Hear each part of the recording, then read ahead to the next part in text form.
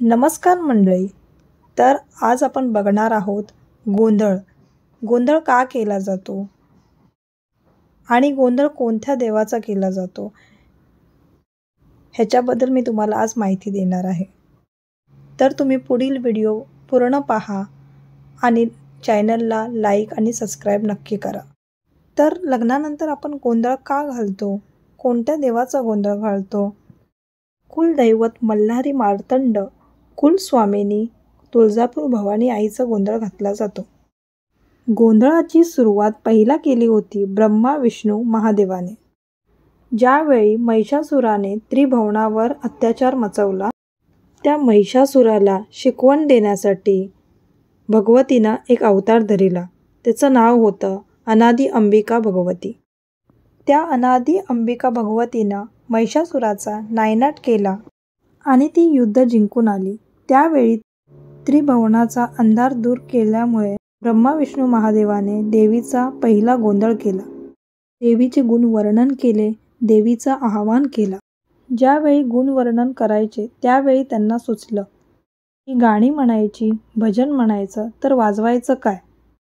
मग त्यांनी डमरूचे 2 भाग करून संभळ तयार केलं आणि स्वरसाठी नारदाचा वीणा घेतला, त्याचा तुणतुणा बनवला. म्हणून त्या गोंधळाची उत्पत्ती तिथून झाली. गोंधळाची डेफिनेशन 2 प्रकारे आहे, पवित्रता आणि अपवित्रता. गोंधळ म्हणजे जे घरामध्ये होतं कलेश, त्याला गोंधळ म्हणतात. घरामध्ये असलेली साडेसाती त्यालाही गोंधळ म्हणतात. आणि हा गोंधळ दूर करण्यासाठी आपण गोंधळ घालतो. घरातला गोंधळ म्हणजे अपवित्रता आणि बाहेर जो देवीचा गोंधळ घालतो त्याला पवित्रता बोलतात. हा गोंधळ केल्याने घरातला गोंधळ बाहेर होतो, म्हणून गोंधळ करतात.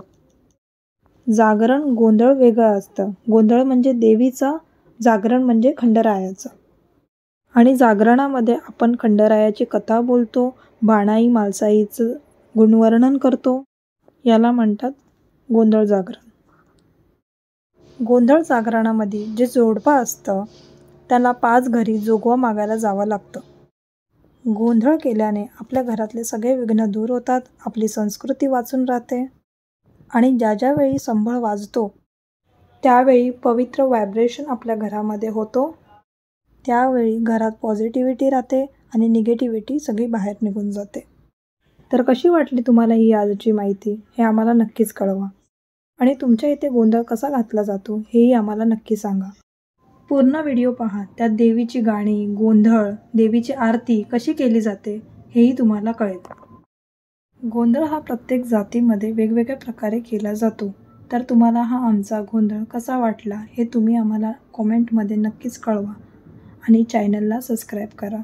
धन्यवाद.